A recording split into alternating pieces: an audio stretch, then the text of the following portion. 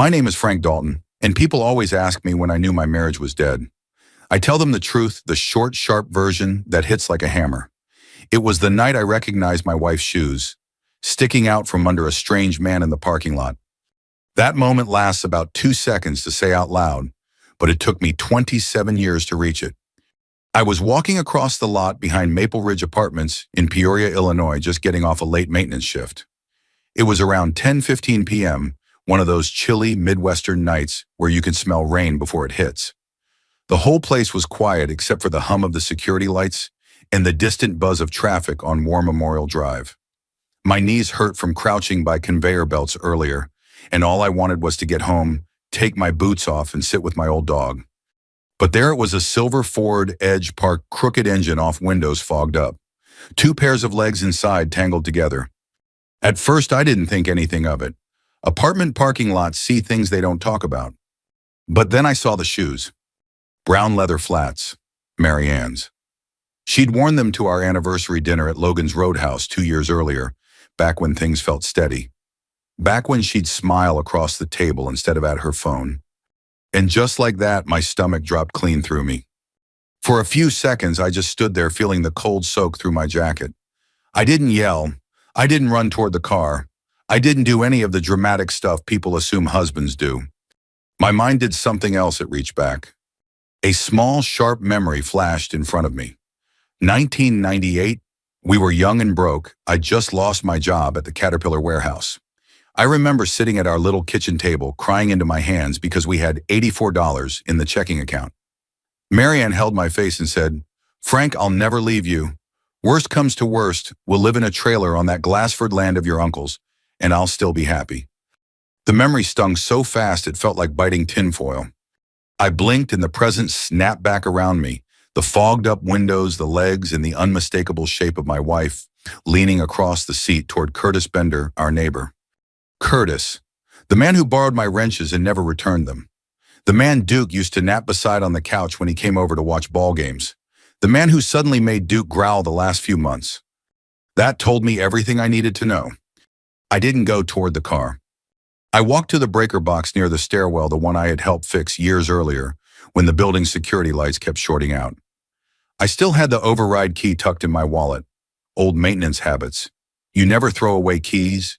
You just forget about them until life hands them back to you. I slid the key in, turned it, and flipped the switch. The entire parking lot exploded in white light. It was like turning on a football stadium. Every bulb, every pole, every security lamp blasted on at once, washing the Ford Edge in blinding brightness. Inside the car, Mary Ann jerked upright like someone fired a gun beside her ear. Curtis scrambled to pull his shirt straight. Her face was pale hair, messy eyes, wild. Even from that distance, I could see the guilt hit them like a shovel. Then more lights came on, real ones. The flashlight of Dwayne Keller, the 63-year-old night security guard. He'd been walking his round and stopped dead when he saw what the floodlights revealed. His mouth hung open. He'd known us for years, saw us grill hot dogs downstairs, saw us bring Duke out for walks, saw us argue about nothing like any married couple. He'd never seen this. A voice behind me suddenly let out a sharp gasp.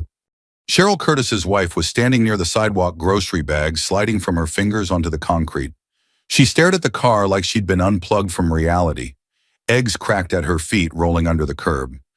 Then more neighbors appeared, folks taking trash out, folks walking their dogs. Folks who had heard the sudden roar of lights flicking on. They stood there stunned, watching Curtis and Mary Ann sit in the middle of the white glow, with nowhere to hide, not even each other. And through all that, I didn't say a word. I just stepped back, hands in my jacket pockets, heart slow and heavy. My dog Duke was barking from our balcony, this low, panicked bark I'd never heard from him before. He knew something in his world had broken. Mary Ann opened the car door and called my name, voice shaking, saying something about just talking, and it's not what it looks like.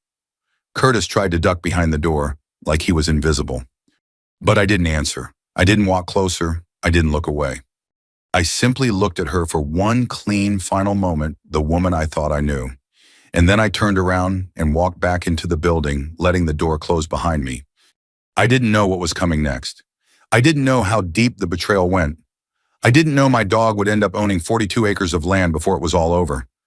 What I did know was this: That night under the floodlights wasn't the whole story. It was just the beginning. The morning after the floodlights, my apartment felt like a stranger's place, quiet, stale, and full of things I suddenly didn't recognize. I made coffee the way I always did, but it tasted different. Or maybe I was different. Duke lay by the front door, head on his paws, refusing to look at me. He'd waited there all night after Marianne didn't come home. He wasn't the only one waiting. My phone buzzed 5 times before 9 a.m. 3 from Marianne, 2 from Curtis. None worth reading. I didn't answer. I didn't need to. The truth was still sitting under those floodlights. I walked into the bedroom to gather some of Marianne's things, mostly because I didn't want to stare at them anymore. I opened her dresser drawer. Everything looked normal: folded sweaters, stray receipts, perfume bottles. But the moment I reached into the top left corner, my fingers froze. Something was missing. A photograph. The photograph. A 1978 picture of me and my Uncle Henry, the man who left me those 42 acres in Glassford.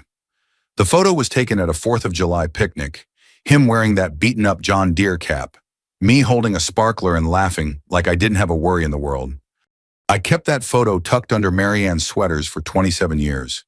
She used to joke that it was the only thing I'd ever hidden from her. Now it was gone. My throat tightened. It wasn't the affair that broke something in me. It was the missing picture. Because Marianne would never ever take that photo unless she needed it. I shut the drawer slowly and sat on the edge of the bed staring at the worn-out carpet. Duke patted over and rested his head on my knee, letting out a soft whine. "I know, buddy," I whispered. "I know." By 10:30 a.m., I'd made up my mind. I drove to Peoria Federal Credit Union, the one on North Allen Road where Marianne and I always banked. I asked for Wendy, a teller who'd known us for years. She smiled politely when she saw me. Then her face shifted when she looked at her computer screen. "Frank, did Marianne talk to you about yesterday?" "No," I said. "What happened?" Wendy lowered her voice. "She tried withdrawing $12,700 all at once." My ears rang. She said it was for a family emergency. But when I asked her to confirm joint consent, she got irritated. She left before we could process anything. 12,700, not 13,000, not 14, just under the IRS reporting threshold. I felt sick. Wendy continued, hesitant. She also asked if withdrawals under that amount get reported automatically. "I thought you two were planning something." I laughed once, dry bitter. No, we weren't. By noon, I was sitting in the cramped office of Rebecca Sutter, an old-school attorney who practiced near the Peoria County Courthouse. She'd helped me settle Uncle Henry's estate years ago. Rebecca listened to everything: the affair, the floodlights, the shoes, the missing photo, the attempted bank withdrawal.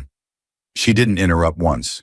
When I finished, she sighed, took off her glasses and slid a file across the desk.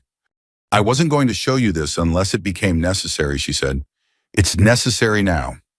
Inside the file was a Form A, spousal incapacity land transfer authorization, unsigned but half-filled. My eyes moved down the page and froze. The signature line for my uncle, the one that proved I was the rightful heir, had a faint photocopy of his real signature underneath it, a reference sample, the same signature from that missing 1978 photo. I felt the whole world tilt.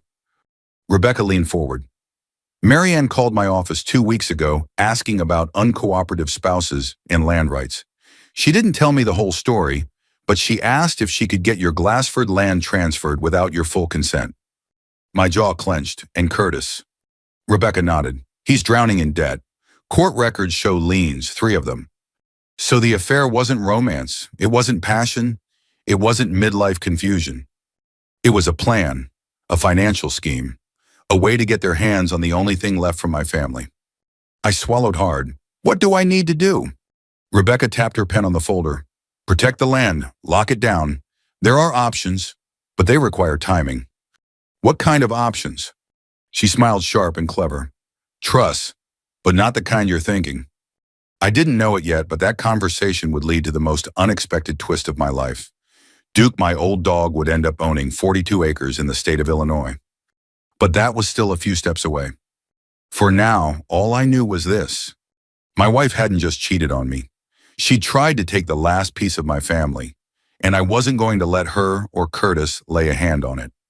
Not one blade of grass. I drove back to Maple Ridge that afternoon with a heaviness in my chest I hadn't felt since my father died. The truth wasn't just ugly, it was calculated, cold, planned, and the realization dug deeper than any floodlight ever could. Duke greeted me at the door with his head low tail barely wagging. He looked tired, older than 14. He wasn't eating. He wasn't sleeping. He was waiting for a woman who wasn't coming home. I knelt beside him and rubbed behind his ears. "It's just you and me now, boy." His tail moved once slow, like he was saying, "I know." After a long silence, I stood, grabbed my jacket, and headed for the truck. Duke followed, but I pointed back inside. "Stay, buddy, I'll be back." He whined, but he listened. I drove 30 minutes south to Glassford, the small town where Uncle Henry had lived his whole life, where his land stretched out behind an old oak tree and a rusted barbed wire fence. I parked near the gate and stepped out into the quiet. It was colder out there, colder in the way open land can be where wind doesn't stop for anything. The grass was high, knee-high in some places, the brush thick. The oak still stood tall, though a little crooked like age had pushed it sideways. I walked the land slowly. Every step reminded me what it meant to me. Every memory reminded me why Marianne going after it cut so deep. I remembered summers baling hay with Uncle Henry, afternoons fishing in the shallow creek behind the oak tree, the day he handed me the deed and said, "Frank, land's the one thing nobody can replace. Hold on to it." I had, for 30 years, and now I knew someone had tried to take it without blinking. I stood there for a long time before I called Rebecca. "All right," I said, "let's talk options." Her voice cracked through the speaker like she'd been waiting for my call. "Good, because I have one that's clean, legal, airtight, and poetic in a way I think you'll appreciate." I raised an eyebrow. "Poetic?" She cleared her throat. "Frank, Illinois recognizes pet trusts. If you transfer the land into a legally recognized trust with Duke as the beneficiary, no spouse can claim marital rights to it. Marianne cannot access it, contest it, or override it, not without challenging the state and looking ridiculous." I stared out across the land. My dog would own 42 acres. In the eyes of the state of Illinois, Rebecca said yes. I laughed, an honest, surprised laugh that I hadn't felt in days. "All right, let's do it." But as with anything in life, it wasn't simple. The Peoria County office was drowning in backlog. Clerks were sick. Paperwork was delayed. Processing times were stretched thin. The trust couldn't be finalized until everything cleared. And Rebecca warned me, until the moment the paperwork is officially filed, Marianne could still try something. Great. I drove back to Maple Ridge feeling hopeful for the first time, but that feeling didn't last. At 7 p.m., there was a knock at my door. Marianne, eyes red, hair messy, wearing the same jacket she had on in the Ford Edge. She tried to brush past me like she still lived here, but I blocked the doorway.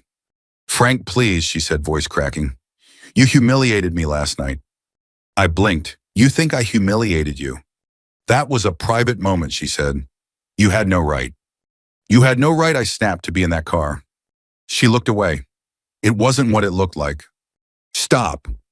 For the first time in years, she actually stopped talking. Her eyes softened. "Frank, let's just sit and talk." But I'd learned something overnight. Talking was what got me into this mess.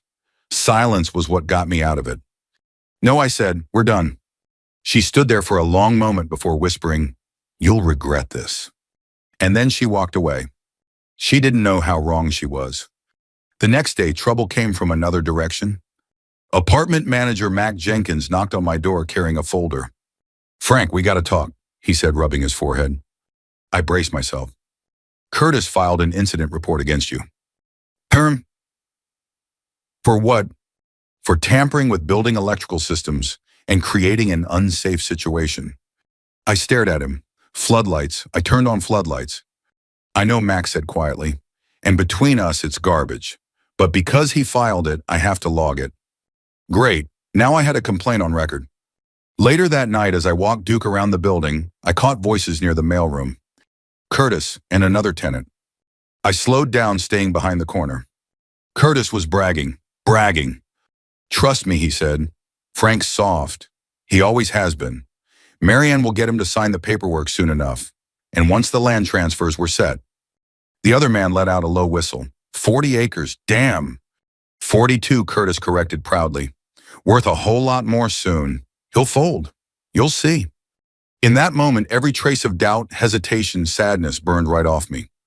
I walked away with Duke at my side, my hand resting on his head. He didn't growl this time. He didn't whine. He just walked beside me like he understood exactly what that conversation meant.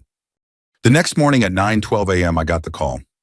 Rebecca sounded almost cheerful. Frank, the trust is approved, filed, legal, complete. I closed my eyes. In the eyes of the state of Illinois, she said Duke now owns 42 acres of land. I smiled slow and steady. Thank you. But my revenge wasn't finished, not even close, because there was still the matter of what came next. And I knew exactly where it would happen. I knew exactly where it had to happen. VFW Post 2602 on a Friday night during their weekly fish fry. If you've never been inside a VFW Post on a Friday, let me paint you a picture. The smell of fried cod and tartar sauce drifting through the air, cheap beer in plastic cups, country music just loud enough to keep the room alive, retirees in ball caps covered with pins, old friends arguing about the Bears, widows laughing at tables covered in paper placemats. It's a sacred kind of place, one where people remember who you were before life beat you up a little. And that night it was packed.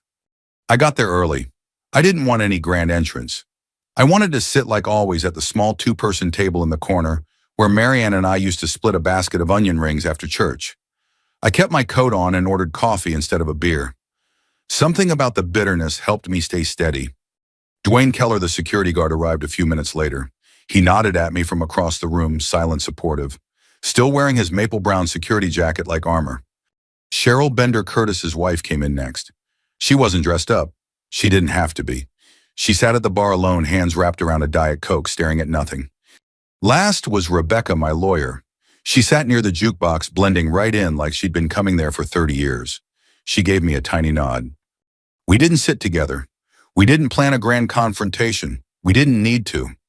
We were just witnesses waiting for truth to walk through the door. At exactly 6:39 p.m., truth arrived. Curtis Bender swaggered in first, wearing a pressed shirt like he was auditioning for a toothpaste commercial. Marianne followed a few steps behind him. She looked different, hair-curled makeup, heavy a smile plastered on like she'd rehearsed it. They walked in hand. When they saw the room go quiet, their smiles faltered. A few people whispered. A few stared. A few just looked down at their plates. The VFW crowd doesn't do fake well. I didn't stand up, didn't wave, didn't say a word. I just sipped my coffee and waited. After about 15 minutes of awkward mingling, the MC, Earl Haskins, Vietnam vet, loud voice, loves country karaoke, tapped the microphone. All right, folks, he said. Before we start the raffle, anyone got announcements? Announcements, perfect. I stood. The whole room turned my way. Yeah, I said quietly, I've got something. I walked up to the mic. My hands didn't shake. My voice didn't break. The silence in the room felt like an old friend putting a heavy arm around my shoulders. I won't take long, I said, but some of you saw something last night at Maple Ridge Apartments, and some of you only heard about it. Eyes shifted. Curtis stiffened. Marianne stared at her shoes, those same brown flats. I cleared my throat. I want to share the whole story, not because I want sympathy, but because truth matters. I nodded to Rebecca. She pulled out her phone and pressed play. Curtis's voice filled the VFW hall, loud, smug, unmistakably his. Frank's soft. He'll sign the paperwork. He always does. And once the land transfers were set. 42 acres, baby. He'll fold. You'll see.